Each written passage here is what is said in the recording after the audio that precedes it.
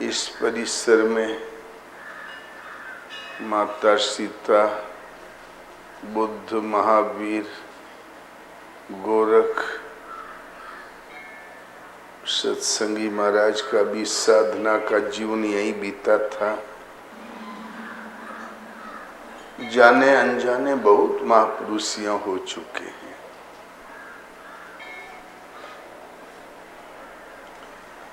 पता नहीं कौन कौन संप्रदाय आई और गई,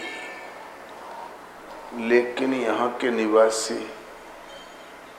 कोई बौद्धिस्ट नहीं हुआ, कोई जैनी नहीं हुआ, मुसलमानों नहीं हुआ, ईसाई भी नहीं हुआ, कुछ नहीं हुआ। जो था है केवल धार्मिक है। ये सदैव संतों को जन्म देने वाली धरती रही है। हिमालय की तराई की जगह है ये।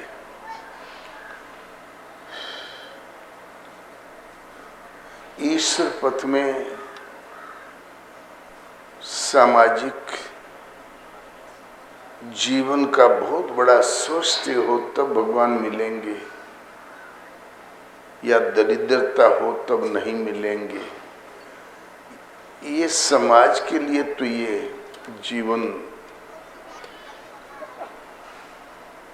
की कीमत है। राजनयिक स्तर पर तो इस जीवन की कीमत मनुष्य आपस में आंकता रहता है, कीमत है भी, किंतु ईश्वर पथ में इसका कोई मूल्य नहीं है। भगवान कृष्ण कहते हैं, अर्जुन, देहाभिमानियों की गति नहीं होती। मैं कुलीन हूँ, धनवान हूँ, पहलवान हूँ, ये विशिष्ट गुण है। अर्जुन, देहाभिमानियों की गति नहीं होती, यहाँ इसका कोई मूल्य नहीं। इसीलिए संसार में जितने चोटी के महापुरुष हुए हैं, उनके पास शारीरिक कुलीनता का कोई स्थान नहीं था।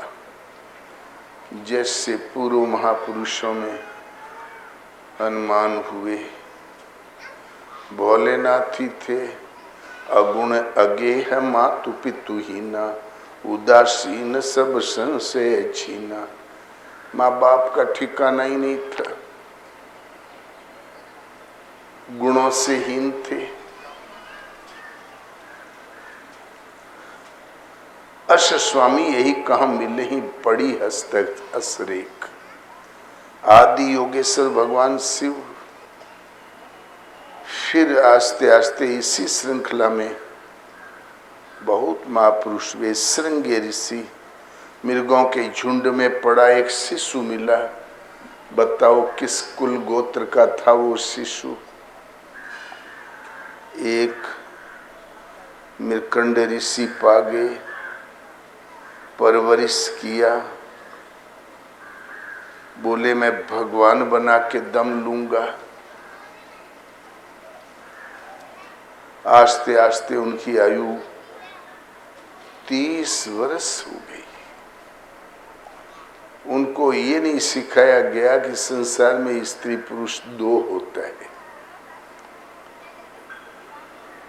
उनको ये सिखाया गया कि बल भगवान है और तुम हो, करो भजन, अखंड ब्रह्मचारी हो तुम। जब परीक्षा की घड़ी आई तो इधर 12 वर्ष का अकाल पड़ गया, उड़ीसा से लेकर काशी में। उड़ीसा भी काशी के मातहती था उस समय। तो घोर अकाल, और विद्वानों ने बहुत रास्ते बताए। ऐसा यज्ञ करो, वर्षा यज्ञ करो, जन कल्याण यज्ञ करो। यज्ञ चलते रहे, राजकोष भी खाली हो गया। पंडित लोग छान गोट गए। तब ज्योतिषियों ने कहा, श्रृंगे ऋषि, बोले ये क्या? ऋषि है श्रृंग। बोले ये क्या है? बोले इधर गंगा किनारे और मृकंड ऋषि, उनके आश्रम में एक ऋषि श्रृंग रहते हैं। यदि वो चरण रख दे आपके इस नगरी में तो वर्षा होगी और अकाल दूर हो जाएगा। तो तुरंत राजा ने तमाम सीआईडी भेजे। बोले मृकंड ऋषि अपने आंखों के से ओझल नहीं होने देते अपने शिष्य को, वहाँ पक्का पहरा लगा हुआ है। तो बोले भाई जनता मर रही है, जनता के हित के लिए हमें कुछ करना ही पड़ेगा। बहुत कोशिश किया, राजा असफल रहे। तब एक गांव नगर की अप्सरा, डांस करने वाली पतुरिया, वो अधेड़ थी, उसने कहा राजन मैं जरूर ले आऊंगी, प्रयत्न करूंगी। तो 15-16, 10-15 और भी अपने माथत पतुरिया लड़कियों को ब्रह्मचारी का भेष पहनाया, संत बनाया। अरे टेंट हाउस में कपड़े तो मिलते ही हैं, काशी में कमंडल की कौन कमी। कमंडल दिया, माला दिया, झोली में हाथ डलवाया, तिलक रंगवाया। काशी अयोध्या मथुरा में जितने संत माई उतने ही संत पुरुष बराबर में चलते हैं ना। और संत बनाया, अपने कृत्रिम जट्टा बढ़ा के अपने महंत जी बन गई और बढ़िया बढ़िया नावें 2-4 ले लिया, चली गई वहीं पर। जिस वन में मृकंड ऋषि श्रृंग ऋषि रहते थे, दाहिने बाएं से पता लगाया। मृकंड ऋषि 3 दिन लगातार एक यज्ञ में भाग लेने जाएंगे। तो ऋषि जब भाग लेने गए तब एक लड़की को भेज दिया, ब्रह्मचारी जी को। कमंडल लेके, माला हाथ में लिए, तिलक लगाए, बढ़िया बढ़िया मालाएं पहने पहुंचे तो श्रृंग ऋषि उठ के खड़े हो गए। ब्रह्मचारी आप किस देश से पधारे? उसने भी प्रणाम किया। हम काशी उत्कल देश के ब्रह्मचारी हैं। विराजिए, आपका स्वागत है। कंदमूल फल दिया तो काशी का रसगुल्ला खाने वाली पथुरिया के जंगली फल मुंह लगेंगे। बोले ये क्या फीके फीके फल आपके? हमारे काशी के वन प्रांतों में एक से एक फल है। पकड़ा दिया रसगुल्ला, ऐठी ऐठी जलेबी। उस टाइम गुड़ाही जलेबी चलती थी, गुड़ वाली। श्रृंग ऋषि ने जहां मुंह में लगाया तो ऊपर का ऊपर, नीचे का नीचे देखते ही रह गए। तब तक उन्होंने मीठा नहीं खाया था। उस समय तक चीनी का आविष्कार भी नहीं था। वो गुड़ाई जलेबी, गुड़ाई गुलाब जामुन, रसगुल्ला मिले। बोले अरे इतना मधुर। बोले ये फल बोले हमारे जंगल में होते हैं। बढ़िया बढ़िया बातें किया। श्रृंग ऋषि बहुत चक्का रह गए उसको देख के, ब्रह्मचारी को। बढ़िया बढ़िया बातें किया और वो समझ गई कि अब मृकंड ऋषि के आने का समय हो गया है। तो प्रणाम किया, मैं जाऊं, मैं जाता हूं। अभी हमारी संध्या बंधन का समय हो गया है। और चली गई। जब शाम को जब आए मृकंड ऋषि, बोले क्यों रे? कचड़ा पड़ा है, धुना अस्त व्यस्त है, तू भोचक्का की तरह कभी इधर देखता कभी उधर, तुम्हारा चित्त भंग दिखाई देता हमको, क्या बात है? बोले अरे गुरु महाराज, एक ऐसे ब्रह्मचारी जी आए थे, आप देखते तो आप भी देखते रह जाते। बोले क्या खासियत थी उनमें? बोले गुरु महाराज दड़िया तो उनके लौकते नहीं रही। बोले और क्या खासियत थी? छतिया थोड़ी ऊंच ऊंच रही। बोले और चालो बड़ा ढंग की रही, बड़े नगद लगत रहे देखे में। काशी उत्कल देश के ब्रह्मचारी थे। तो सब जब हौलिया समझा ऋषि ने तो बोले, अरे वो शूर्पणखा रही तुम्हें ठगने के लिए आई थी। 2 दिन मेरा काम और है, वहां पर मैंने वचन दिया है, फिर मैं खुद देख लूंगा। कल यदि आए तो उससे बात मत करना, सड़सा मार के भगा देना, बात मत करना। बहुत डांट के समझाया। दूसरे दिन जब वो आई तो श्रृंगी ऋषि टाइट होके बैठे हुए थे। मन तो कर रहा था बात करी, लेकिन टाइट थे। गुरु महाराज ने बहुत डांट दिया था। तो इतने में वो समझ गए कि गुरुजी ने ज्यादा ही चाबी भर दिया क्या। बोले, अरे आज आप बात नहीं कर रहे। ओ, हम समझ गए, आप सोचते मैं नष्ट हो जाऊंगा। आप ऐसे तपोधन का माया क्या कर लेगी। आप माया जयी हैं, आप तपोधन हैं, आप ब्रह्म स्थित महापुरुष हैं। लगी चिट्टापट्टी देने। तब श्रृंगी ऋषि का बोलने का तो मन था। बोले, हाँ मेरा माया कुछ नहीं कर सकती। लगे आस्ते आस्ते बातें करने और खूब बातें किया। समय से वो चली भी गई। जो दिन भर का सेवा कार्य था 2 घंटे में पीट दिया। आश्रम को जब चमाचम देखा, गुरुजी की आंखों में भी धूल झोंक दिया। चेला जब बिगड़ने की घड़ी आती तो ऐसे ही होता है। और गुरु महाराज ने आश्रम को साफ सुथरा देखा तो सोचा कल तो समझाया है, रोज रोज कौन मत्था पिची करे। थके हुए आए, बैठ गए, कुछ बोले ही नहीं। ठीक ठाक तो था सब, धोना ठीक, सफाई ठीक, गौ सेवा ठीक। तीसरे दिन जब गए गुरुजी, पीछे से आई तो और भी फल किस्म किस्म के लाई। बोले, हमारे गुरुदेव जो हमारे महंत पीठाधीश्वर महंत वो भी आए हुए हैं, नौका से विचरण कर रहे हैं। इधर बद्रिकाश हरिद्वार से लौट रहे हैं, काशी जा रहे हैं। वो आई थी काशी से और बस लौट पड़े।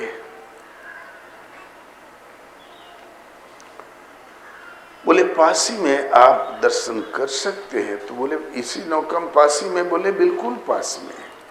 श्रृंगी ऋषि उठ के गए तो सब पत्रियों को स्तुति रटा रखी थी।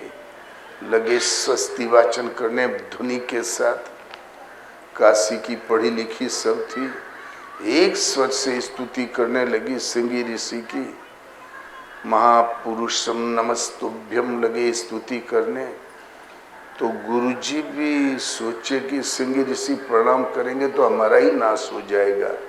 वो भी उठ के खड़े हो गए। श्रृंगी ऋषि ने प्रणाम किया, लेकिन उसने लिया नहीं। उसने भी सादर प्रणाम किया। बोले, ओहो, आप तपोधन हैं, घोर जंगल के वासी हैं। हमारा भी सौभाग्य था कि आप ऐसे महापुरुष के दर्शन हुए। और इन महाराज को हम लोग अपना फल फूलों के पेड़ नाव में साथ लेके चलते हैं। जरा फुलवाड़ी दिखाइए, फलों की वाटिका दिखाइए। जो बड़ी बड़ी नावें थी ना, उनमें उल्टे सीधे पेड़ की शाखाएं गाड़ के कहीं जलेबी टांग रखी थी, कहीं लड़ुआ टांग रखा था। बस उस श्रृंगी ऋषि से कहा, भगवान इसका आस्वादन करिए। फिर आगे देखा तो इमरती टंगी रही जौनपुर वाली। बोले, इसका जरा आस्वादन करिए। फिर आगे गए तो ये रामकोला वाला पेड़ा टंगा रहा। बोले, इसका आस्वादन करिए।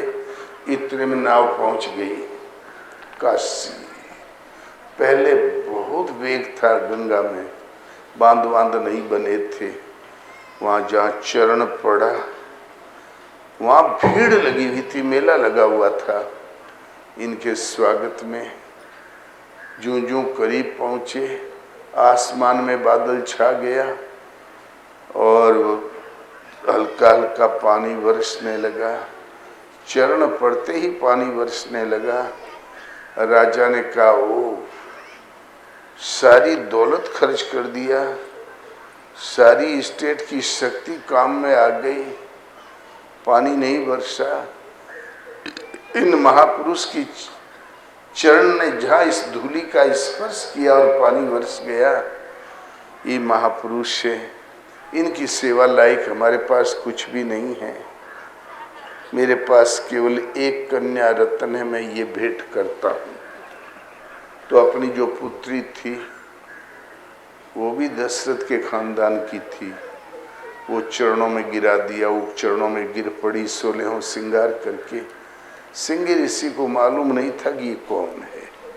सिंह ऋषि ने कहा, भगवान ये कौन ब्रह्मचारी किस वेशभूषा के हैं? उसको मालूम ही नहीं था कि स्त्री क्या होती, पुरुष क्या होती। उन्होंने सुना था एक जीव होता है, एक ब्रह्म होता है, और कपड़े लेते तो एक वेशभूषा है, अखाड़े का नाम है, अखाड़े का वेशभूषा है। ये किसी खाड़े के संत? बोले चरण सेविका है। बोले चरण सेविका क्या होता है? बोले भगवान ये आस्ते आस्ते लंबा कोर्स से यही पढ़ा लेगी। तो सिंगी की भिंगी कर डारी, पारासर के उदर विदार, और रमैया की दुल्हन लूटल बाजार।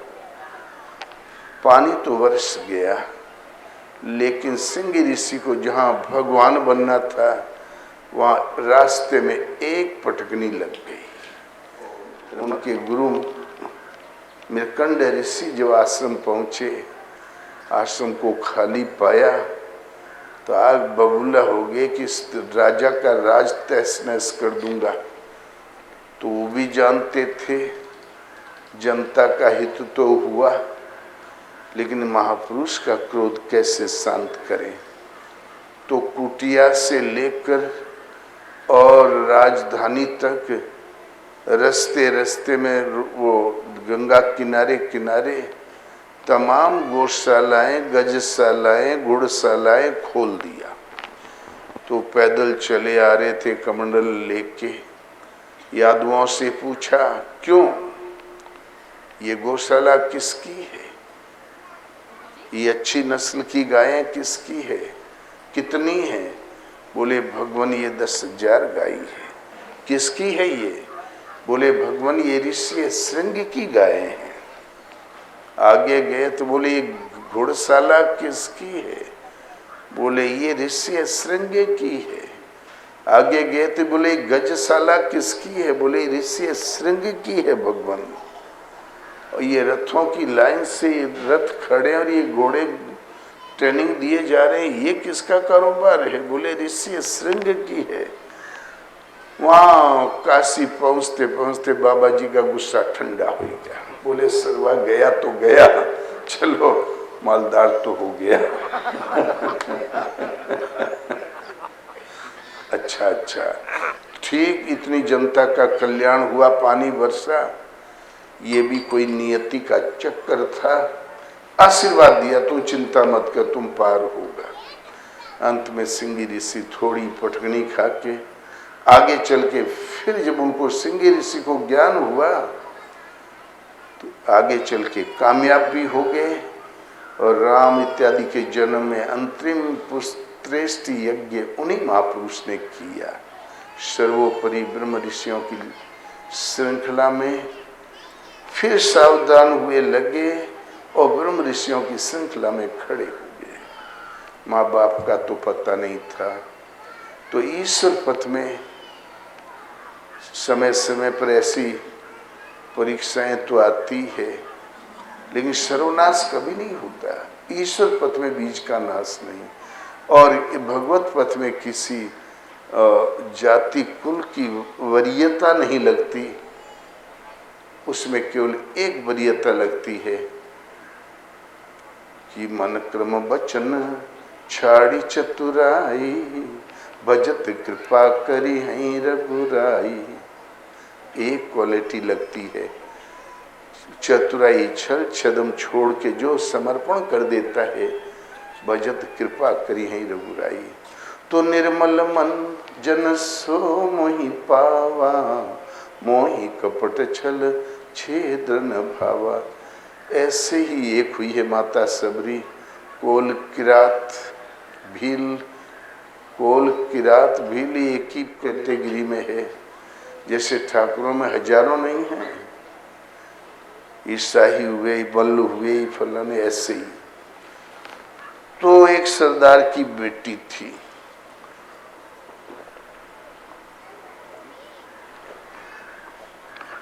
जब उसके शादी का समय आया तो दूसरे कबीले के सरदार ने ये प्रस्ताव रखा कि 100 जिंदे मिर्गा चाहिए। तो जब तक वो मिर्गे काट के खा नहीं लिए जाएंगे तब तक बारात वहां टिकी रहेगी, फिर बारात विदा होगी। तो सबरी के पिताजी ने 99 मिर्गा पकड़ लिया। मिर्गा पकड़ने की भी कला होती है। सबरी गान मिर्गी जन्म मोही। सबरी भिलनी ऐसा गाने की तान छेड़ देती रही, मिर्गी उस तान में मुग्ध होकर पास में चली आती रही, आज से पकड़ लो। लेकिन आस्ते आस्ते जब कई मिर्गे पकड़े गए तो मिर्गे सावधान हो गए, भागने लगे, गाना भी खराब लगने लगा। एक मिर्गे के लिए वो परेशान थे। सबरी के पिताजी 15 दिन से इधर उधर दौड़ रहे थे, मिल ही नहीं रहा था। एक दिन सबरी जंगल घूमने गई, उसको कुछ मालूम ही नहीं था। तो जंगल में देखा कि 99 मिर्गे कैद हैं, एक बाड़े में बंद। लौट के आई, माताजी से पूछा, माताजी पिताजी ने ये 99 मिर्गे क्यों कैद कर रखे हैं? तब बताया, तुम्हारी शादी के लिए तुम्हारे ससुराल वालों ने 100 मिर्गे मांगे हैं, जिंदे नर मिर्गे। इनकी बलि देंगे वो लोग, खा पी लेंगे, तब विदा होगी बारात। सबरी को नींद ही नहीं आई। एक के पति के लिए 100 पतियों की हत्या, कैसी है ये शादी? रात को उठ के गई और मृगों का बाड़ा खोल दिया। छलांगे भरते हुए मृगे जंगल में ओझल हो गए। अब घर में तो ठिकाना था नहीं, जिधर मुंह था उधर निकल गई। भटकते हुए मतंग आश्रम में पहुंच गई। मतंग ऋषि के आश्रम में दूर से उसने भली प्रकार अध्ययन किया। एक बोझ लकड़ी इकट्ठा किया। रात में संत लोग जब शयन करने लगे तब गई, आहिस्ते से बोझा रख दिया लकड़ी का, और जो बर्तन सर्तन पंपा सरों में ले गई, धो मांज के रख दिया। और महात्माओं के बर्तनों में कुछ तो खरोचने से कुछ जूठन तो निकली आती है, दोनका में भर लिया, लेके चली आई पहाड़ के गुफा में, वहीं रहा करे। आस्ते आस्ते 2-1 महीना बीत गए।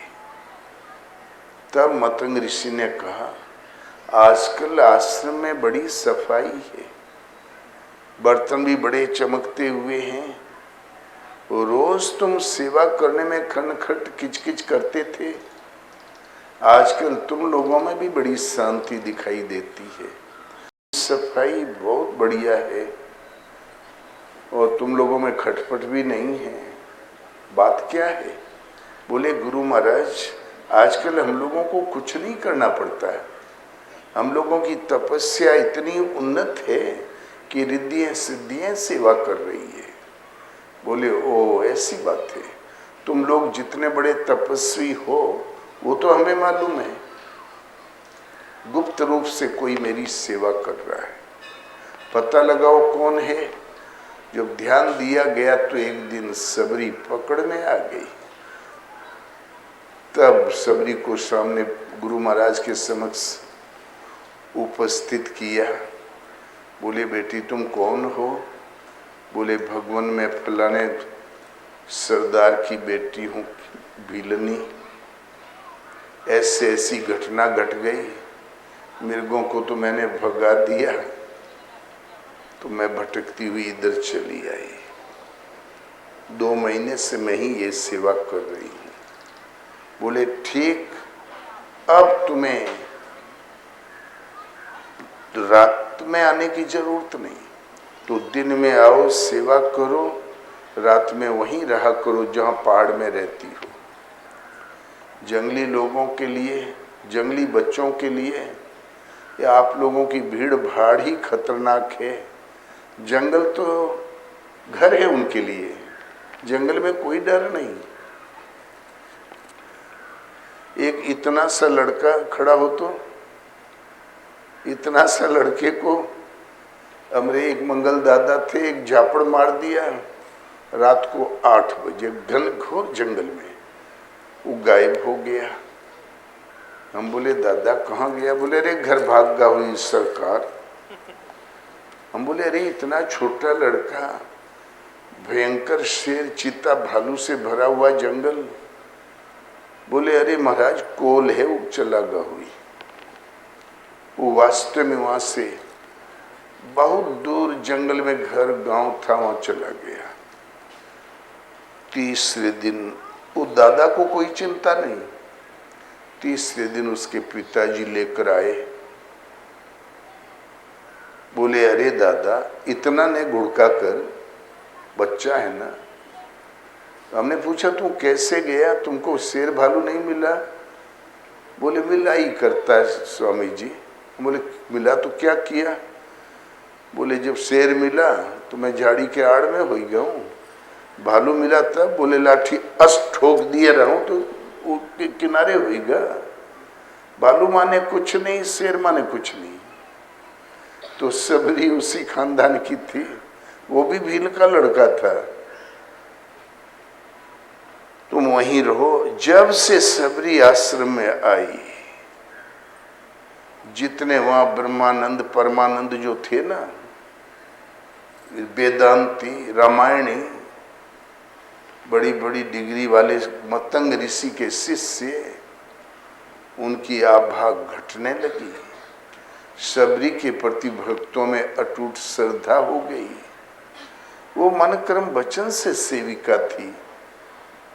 सेवा भी भजन भी, उसकी सौम्यता, उसकी श्रद्धा, उसकी भाव देख के सब में श्रद्धा जग गई। तब मतंग ऋषि के शिष्यों ने सोचा जब से ही चुड़ैल आएगी हम लोगों का तो रुतबा ही खत्म हो ही गया। ठाकुरे रहे हुई हैं मौका लगता तो इस चुड़ैल को मार डालते। एक दिन मतंग ऋषि गए थे किसी यज्ञ में। सबरी पंपा सरोवर के किनारे बर्तन साफ कर रही थी। चेलो मतंग ऋषि के शिष्यों ने मिलके किया पिटाई, और पंपा सरोवर में जो शिवार होती है ना, शिवार एक घास होती है, उसी में ढकेल दिया, मार डाला। किसी ने दौड़ के सूचित किया, अरे महाराज, गुरु महाराज, आज आपके सबरी को आपके शिष्यों ने मार डाला। मतंग ऋषि ने आके निकलवाया। श्वास चल रही थी, 2-2 मिनट में एक आध बार आती थी। निकाला, तत्सामयिक उपचार किया, होश में आई।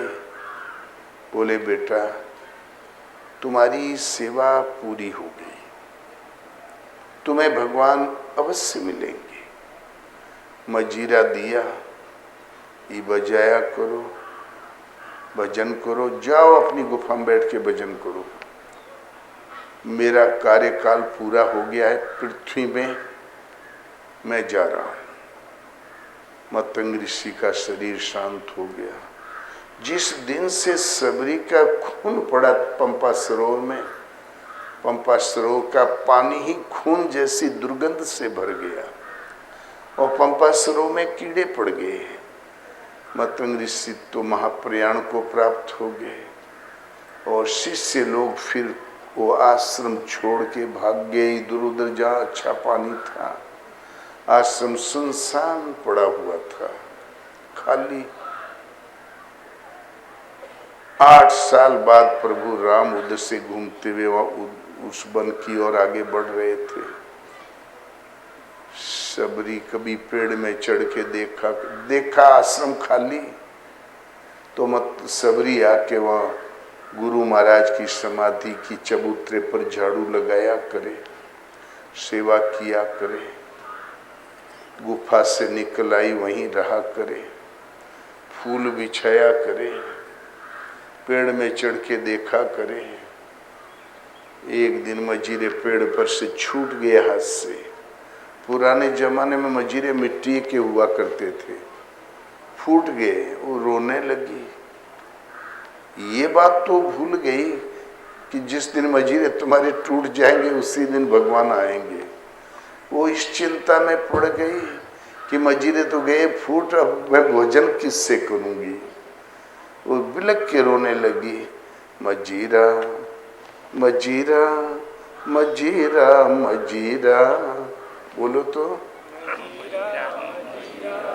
मजीरा मजीरा मजीरा मजीरा मजीरा मजी जी मजीरा मजीरा मजीरा मजी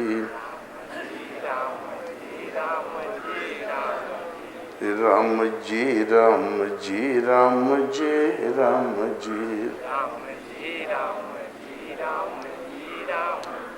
वो मजीरा मजीरा करते राम जी करने लगी। इतने में राम आते दिखाई पड़े, पेड़ से उतर आई, बोले प्रभु। वो सोचा कोई फालतू लोग है, हाथ जोड़ी साष्टांग दंडवत किया, भगवान के लिए बिछाए हैं। भगवान खड़े हो गए, ध्यान से देखा तो सबरी ने देखा जिसकी मैं प्रतीक्षा कर रहा हूं वही है। ले आई आश्रम में, अपना परिचय दिया कि प्रभु मैं अत्यंत अधम, कौन की रात, उससे भी अधम नारी, उससे भी अधम बुद्धिहीन मतिमंद कि अधम से अधम अधम यति नारी, तिन में मैं मतिमंद अघारी। उससे भी अधम मतिमंद। प्रभु कह रघुपति सुनो भामिनी बाता, मानव एक भक्ति कर नाता। सबरी मैं केवल भक्ति का रिश्ता मानता हूँ। भक्ति के 9 अंग होते हैं। प्रथम भक्ति संतन कर संगा, दूसरी रति मम कथा प्रसंगा। प्रथम भक्ति संतों का संग। जब संतों का ही संग करोगे तो संत बताएंगे कि भगवान क्या है, कैसे साधना करें, कैसे मिलते हैं। कथा प्रसंग, उसमें प्रीति। कथा का जब सार निकलेगा तो गुरुपद पंकज सेवा। तीसरी भक्ति अमान। गुरुपद पंकज सेवा का परिणाम है भगवान का गुणगान। चौथी भक्ति मम गुणगण करें कपट तजी गान। मंत्र जाप मम दृढ़ विश्वासा, पंचम भगत सो वेद प्रकाशा। क्रमशः 9 भक्ति का वर्णन किया, क्रमोन्नत। अंत में भगवान ने कहा खटदम शील विरति बहु कर्मा, निरत निरंतर सजन धर्मा। जब भक्ति का 6ठे चरण पर आया, विरति बहु कर्मा, बहुत सी जिम्मेवारियों से विरक्त। छोड़ दो लड़कों बच्चों के ऊपर, खाली हो जाओ, जिम्मेवारियों से। सब कुछ मत छोड़ो, बहुत से कर्मों से अलग हो जाओ। जो उसके अभिभावक है उनको सौंप दो। झूठे हाय हाय मत करो बैठ के। बच्चा बाबा कहते हैं पहले मनुष्य की उम्र 40 साल थी, कुत्ते की, बैल की, बकुले की, सबकी 40-40 साल। तो बैल बोला भगवान ये 40 साल हल जोतते जोतते दुर्दशा हो जाती हमारी, कृपया हमारी आयु कम कर दे।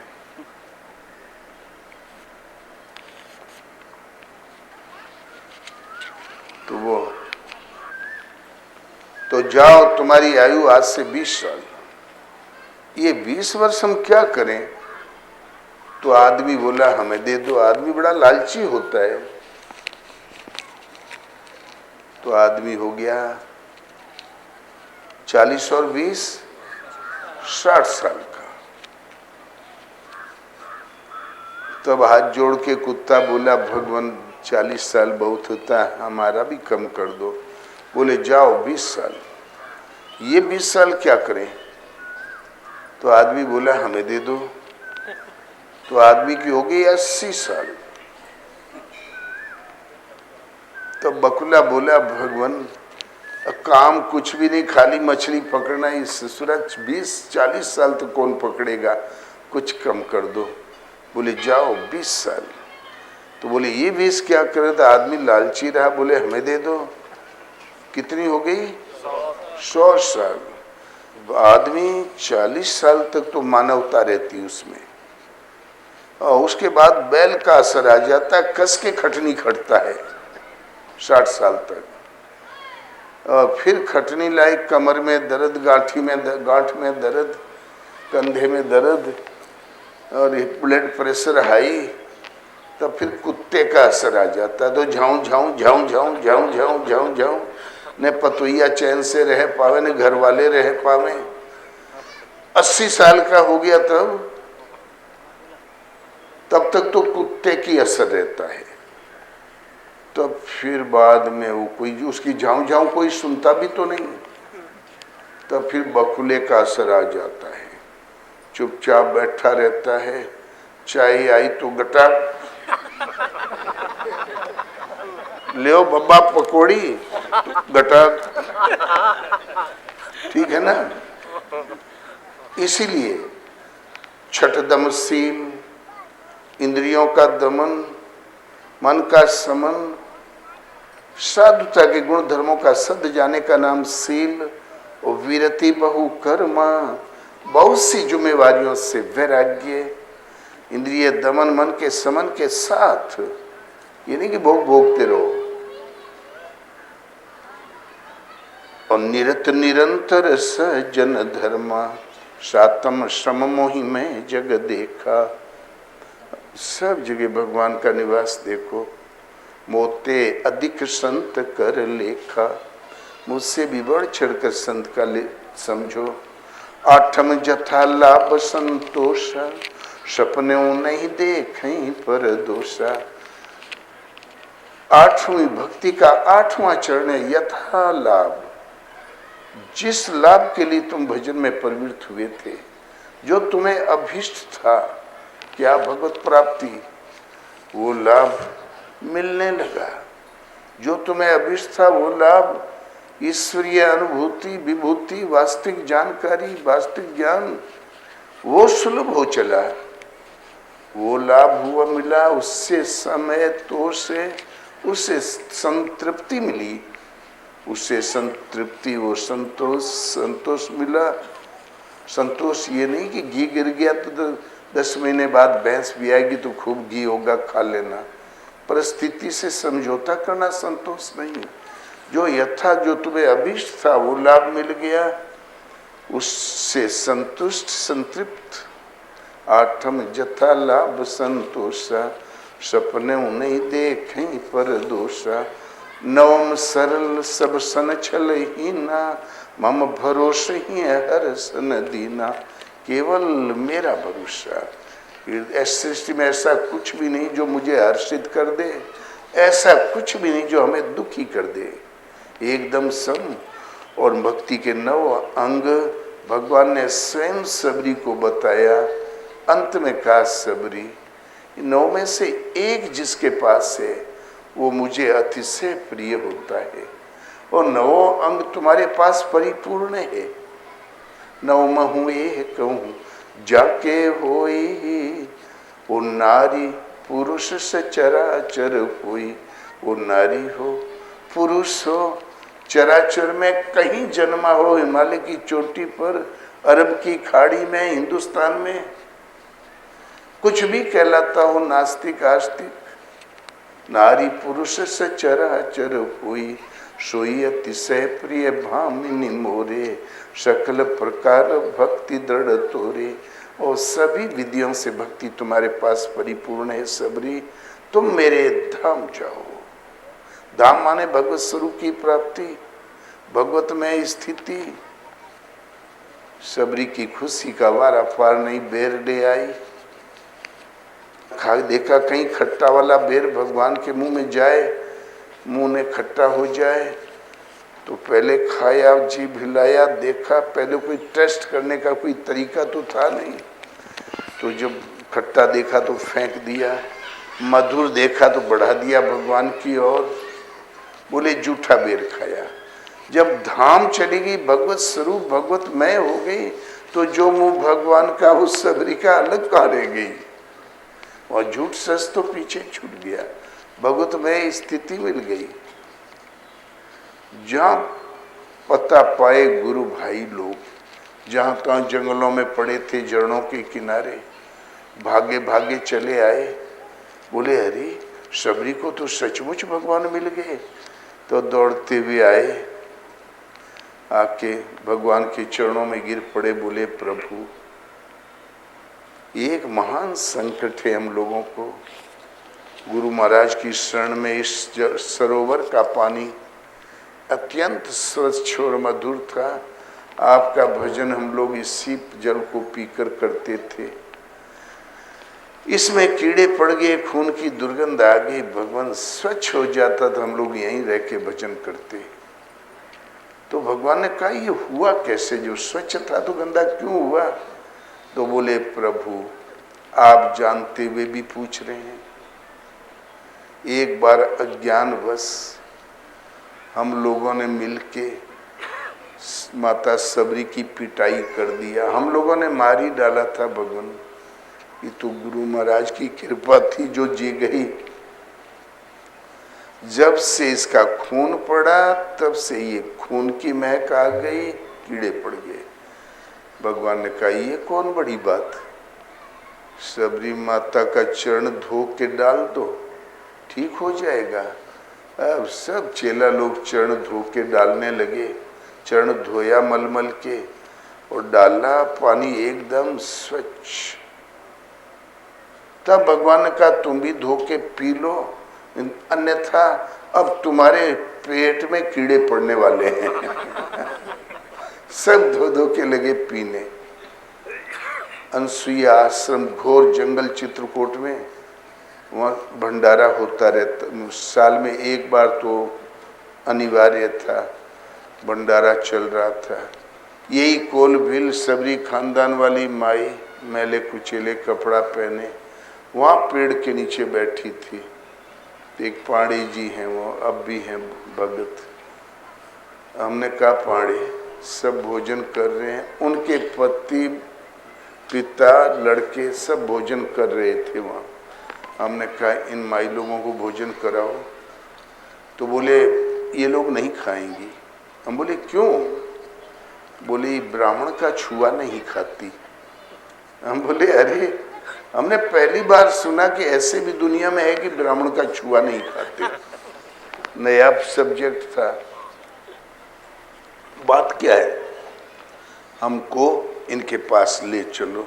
हमें माई लोगों से बात करना नहीं तब आता रहा ना, अब आता है। तो फिर ले गए हमको। हम बोले माई आप लोग भोजन क्यों नहीं करते हैं? बोले अरे महाराज ये पाड़े वगैरह छुए होंगे, पूड़ी, इसलिए हम लोग नहीं खाएंगे। बोले क्यों? ब्राह्मण का छुआ तो पवित्र होता है, ब्राह्मण मंदिर के पुजारी होते हैं, ब्राह्मण का छुआ तो ब्राह्मण ही तो सब जगह भंडारी रखे जाते हैं। सेठों के यहाँ जब जरूरत पड़ती है किसी पंडित को भंडारी लाओ, पंडिताइन को रसोईया लाओ, ब्राह्मण का छुआ तो खाते हैं लोग भाई। बोले होते होंगे दूसरों के लिए ब्राह्मण पवित्र, हम लोगों के लिए पवित्र नहीं है। बोले वो कैसे? ये ब्राह्मण अशुद्ध हो गए रहे, तब हम लोग सबरी के चरण धो के पिए हैं, तब शुद्ध हुए हैं। हम उस सबरी के खानदान के हैं। हम बोले यार दाम तो तगड़ा मार दिया पाड़े। हम बोले देखो, जंगल में पड़ा हुआ शेर का मारा हुआ मिर्गा पा जाती, 2-3 दिन का पड़ा, तो उस मांस को प्रेम से खाती है। रोटी लेके 2-3 दिन जंगल में घूमती रहती, खाती रहती हैं, और ये बामण का छुआ नहीं खाती। ऐसा कर पाड़े किसी तरीके से इनको खिलाओ, भूखी भी हैं। तो हमने कहा पाड़े देख, इस भंडार घर में तो बामण लोग कढ़ाई चढ़ाए। बोले हाँ महाराज। और भंडार घर के उधर जो अहिर लोगों ने कढ़ाई चढ़ाया, देख वहां बामण तो नहीं छुआ अभी, झूठे। तो दौड़ के पांडवा गया। बोले महाराज अबे बामण उधर नहीं गए हैं। बोले जाए ना, पता नहीं कुजात कहाँ से आग चली आई आश्रम में। और अहिरन से कहो परोसे, उधर से ला के लगे अहिर परोसने। 16 पूड़ी खाए, बड़ी बड़ी पूड़ी होती वहाँ। खूब तृप्ति का भोजन किया माई लोग, और सब बोले और खिलाओ। सब भोजन किया। पता नहीं बामण कुजात पता नहीं कहाँ से आश्रम में चले, हमें नहीं पता रहा, नहीं तो हमारी हमों ने खाते नहीं इनका छुआ। फिर कुछ दिन बाद उनको पता चल गया। बोले स्वामी जी बामण से खिया दिया क्या? हम बोले भाई झूठे भेदभाव में पड़ी हो, तुम लोग पवित्र वास्तव में हो। ब्राह्मण पवित्र जब हो ही गए तुम लोगों के छुए से, तो फिर अशुद्ध कब से हो गए जो तुम लोग अब अलग किए पड़े हो? जब हम पवित्र हो ही गए तुम्हारा पानी पी के, तब फिर अशुद्ध कब से हो गए? नहीं, फिर बाद में सही ठीक हो गए। ये भेदभाव छुआछूत पता नहीं कब से चला आ रहा था, हमें नहीं मालूम था। ये तो मालूम था छुआछूत, ये नहीं मालूम था कि छुआछूत का नाम सनातन धर्म है। ये गुरु महाराज की शरण में आने के बाद पता चला कि छुआछूत ही सनातन धर्म है। इसकी जड़ें इतनी गहरी है, माई लोग बताए कि बामणों अछूत थे, तो हम बोले गजब कर दिया यार। तो प्राप्ति के पश्चात महापुरुष जहाँ तक हैं, ऐसे ही हमारे गुरु महाराज कबीर, रैदास, नहीं जाने कब कौन कौन, भरद्वाज ऋषि, बक्से में बंद एक शिशु जा रहा था, वरुण ने उस बक्से को निकाला, परवरिश किया। महाराजा भरत ने उस बच्चे को गोद ले लिया, गद्दी पर बैठाया, छोड़ छाड़ के भरद्वाज ऋषि के रूप में प्रयागराज में प्रकट हुए। ईश्वर पथ में बुद्ध राज खानदान में पैदा हुए, महावीर राज खानदान में पैदा हुए। ये कहीं भी ऊंचा नीचा कहीं भी जन्म ले लिया, यदि मनुष्य जन्मा है तो ईश्वर पथ का सच्चा अधिकारी है। तो बड़े भाग्य मानस तन पावा, सुर दुर्लभ सद ग्रंथ नि गावा, साधन धाम मोक्ष कर द्वारा, पाइन जे परलोक समारा। बड़े भाग्य मानस तन पावा, हम पशु नहीं जन्मे, कीट नहीं जन्मे, मनुष्य जन्मे तो सच्चा अधिकारी है। ये मानव तन साधन का धाम, कौन सा साधन का धाम है ये? मोक्ष का दरवाजा जो तुम्हें मुक्ति प्रदान, मोक्ष प्रदान कर दे। मोक्ष के लिए विवेक, वैराग्य, इंद्रियों का दमन, मन का समन, धारणा, ध्यान, समाधि, जो साधन चाहिए उनको सजा के संवार के इस शरीर में तब जन्माया है। ऐसे दुर्लभ तन को पाकर जिसने निजी परलोक नहीं संवारा, सो पर अत्र दुख पावई, सिर धुनि धुनि पछताई, काल ही कर्म ही ईश्वर, मिथ्या दोष लगाई। ऐसे ही हमारे गुरु महाराज, यहाँ जन्म आप लोगों के यहाँ हुआ, 3 दिन स्कूल गए, पढ़ाई लिखाई जीरो, दंड बैठक कसरत।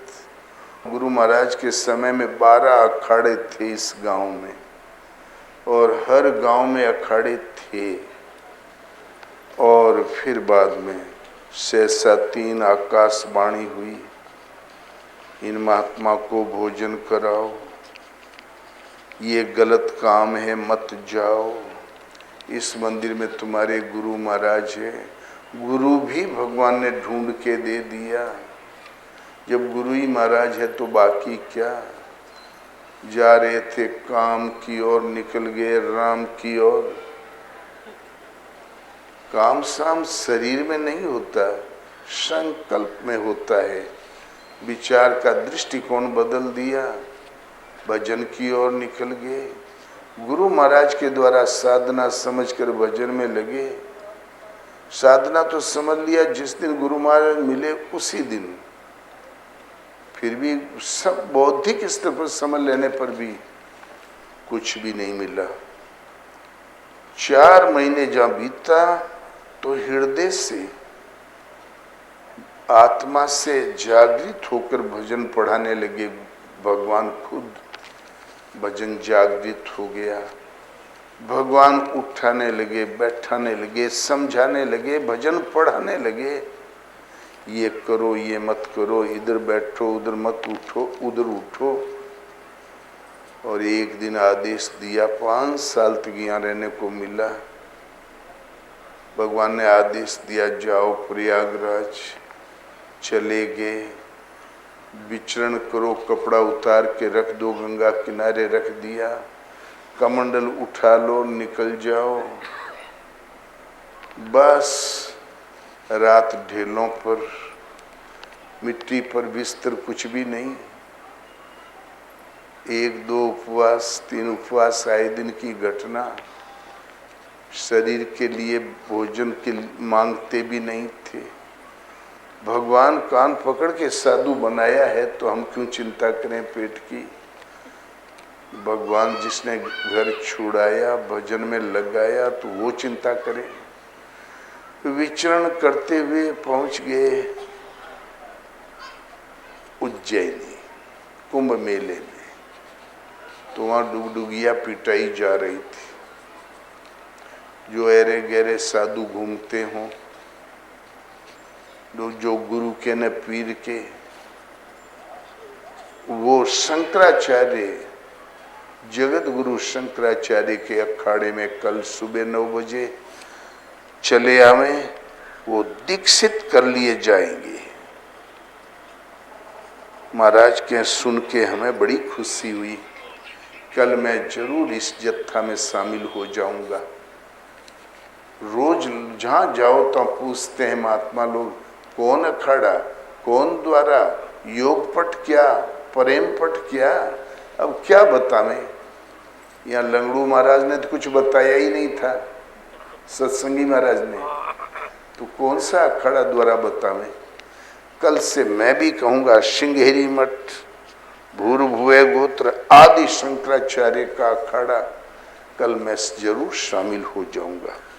महाराज ने बताया, मैंने अपना निर्णय पक्का कर लिया मन में। रात में 2 ही बजे भजन में उठ के बैठ जाने का अभ्यास पक्का हो गया थेले का। कल एक फलाने महंत के यहाँ भंडारा है, लड्डू का भंडारा है। उस जमाने में डायबिटीज लगता नहीं प्रचलन में आई थी क्या। लड्डू के भंडारे की बड़ी कीमत रही। बोले लड्डू का भंडारा है। तो महाराज भी सुन लिया, महाराज से क्या मतलब लड्डू से। बड़े सवेरे चलिए परमहंस जी, लड्डू का भंडारा है। महाराज क्या तुम खाओ, हमको नहीं जाना है। तो बोले परमहंस जी आप नहीं जाएंगे तो हम भी नहीं जाएंगे। पीछे पड़ गया ससुरा। उसके संतोष के लिए महाराज उठ के चले। वहां गए तो जब भंडारे में महात्मा लोग लाइन से बैठे थे, पंगत देखा तो नागा जी की स्पीड बढ़ गई। तो अखाड़िया नागा था ना, सट आगे बढ़ा। महाराज को भूल गया वो। तो महाराज तो अपनी चाल में थे, खड़े हो गए। वो तो पिल गया पंगत में कहीं, और महाराज खड़े हो गए। महाराज ने देखा एक महंत गद्दी पे बैठा है, विराजमान है, और दो चार श्वेत वस्त्र पहन के भगत लोग व्यवस्था देख रहे हैं। हजारों महात्मा भोजन कर रहे हैं। एक गंगा जमुनी सोना चांदी से मड़ा हुआ कमंडल रखा हुआ है अलग तख्त पर। तो महाराज कहेंगे हमारे मन में ये विचार आया, मैं कौन महात्मा हूँ जो यहाँ खाने खातिर आया हूँ? ये कौन महात्मा है जो हजारों को खिला रहे हैं? लगता है अभी हम साधु हुए ही नहीं, बस लौट गए, भोजन नहीं किया, जबकि पहले दिन भी भोजन नहीं किया था। महाराज को भोजन की चिंता न रहे। तो जाना करेंगे भगवान को जब जरूरत होगी अपना आप खिलाएंगे। लौट गए और नदी, छपरा नदी के किनारे किनारे 1 किलोमीटर दूर जाके बैठ गए एक वृक्ष के नीचे। 1 दिन 2 दिन 3 दिन बीत गए। अब कुंभ मेले का मामला, लोग बाजू से कुछ आया करें कुछ जाया करें, नित्य क्रियाओं से निवृत्त होने के बहाने, कोई घूमने के बहाने। चौथे दिन एक महात्मा इतना बड़ा कमंडल लेके बैरगिया लोटा बाजू से निकले। बैठे रहो लक्ष्मी जी मिलेगी, बैठे रहो महाराज से कहे। तो महाराज के अब भगवान भी मजाक कर रहे हैं। ये कौन महात्मा जो हजारों को खिला रहे हैं? मैं कौन साधु जो यहाँ खाने खाए खातिर आया हूँ? ये तो भाव लेके बैठे थे। भगवान भी मजाक कर रहे हैं, बैठे रहो लक्ष्मी जी आएगी। अरे पैसा हुई तब ने भंडारा हुई। भगवानों अब चिटकी ले रहे हैं और निकल गए। इतने में एक श्वेत वस्त्र पहन के एक देवी की तरह माई आई, 30 साल 32 साल करीब उम्र, लोटा हाथ में ली। वो भी नित्य क्रियाओं से निवृत्त होने जा रही थी। महाराज के बाद ठीक सीध में आई, खड़ी हो गई। आस्ते से पीछे घूम के अपने नौकर को बुलाया इशारे से, गुण देनो कुछ कह दिया।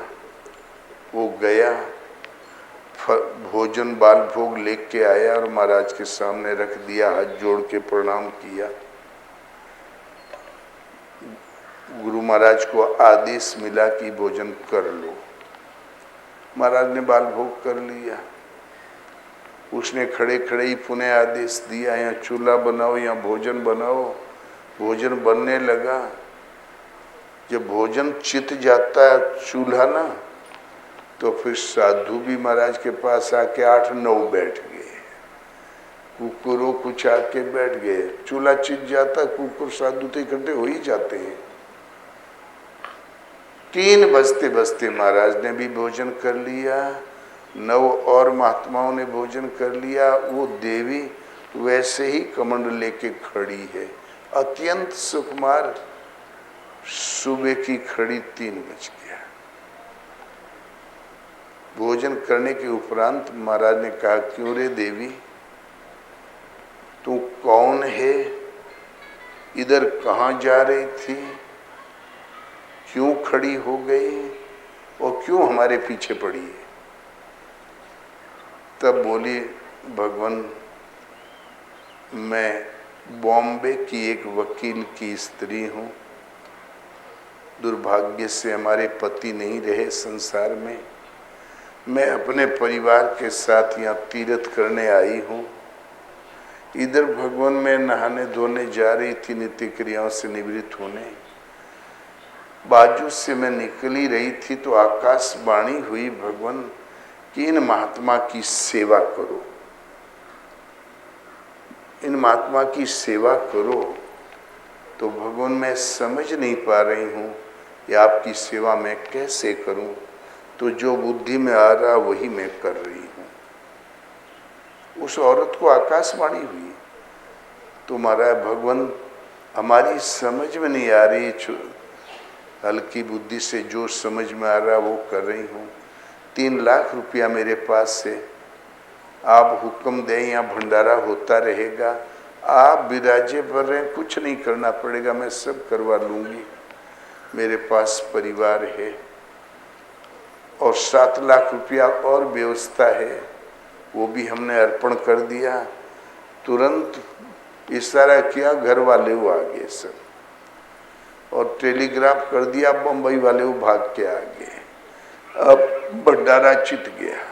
जो कुंभ मेला वहाँ लगा था, जहाँ लगना चाहिए, वो यहाँ 1 किलोमीटर इधर यूँ लग गया।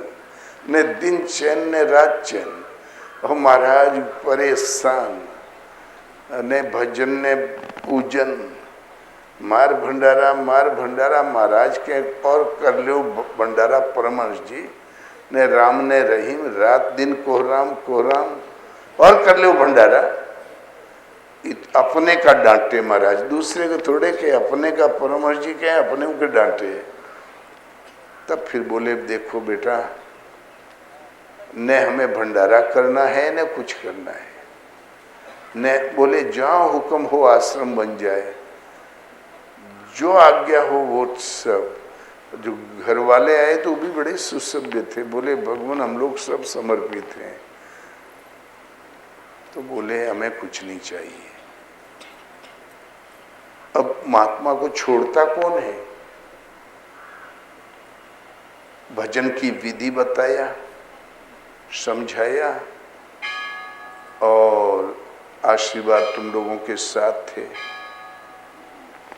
और निकल गए महाराज। रात को 12-1 बजे जब शांत हुए सब, शनिदेव चुपचाप निकल गए, लौट के उज्जैन कभी नहीं गए। तो जो इच्छा करी हो मन माही, प्रभु प्रसाद कछु दुर्लभ नाही। तो गुरु महाराज की सारी साधना भगवान के आदेश पर ही निर्भर करती थी। मन में भी इच्छा कर लिया, वही व्यवस्था हो गई। भगवान ने ही साधु बनाया था। ऐसे ही भ्रमण करते हुए अनसुईया महाराज गए नहीं थे। अनसुईया को महाराज ने कभी देखा भी नहीं था, मन में कभी कल्पना भी नहीं हुई थी। गुरु महाराज ने केवल इतना पूछा भगवान से कि क्या प्रभु दुनिया में हमारे रहने की कहीं जगह है कि नहीं। तब वो आवाज आई जम्मू में कि चित्रकूट जाओ।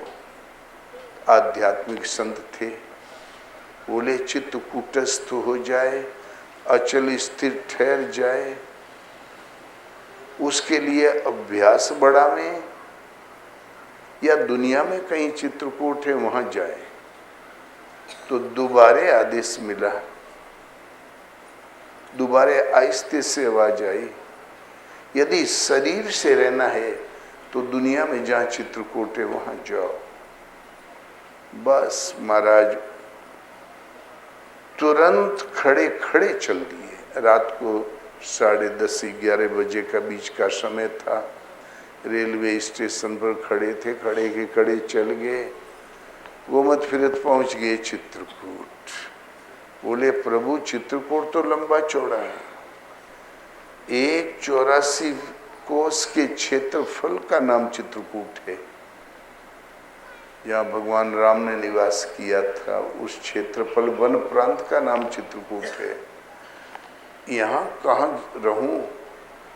तो अनुभव में आदेश मिला, सती अंशिया जाओ।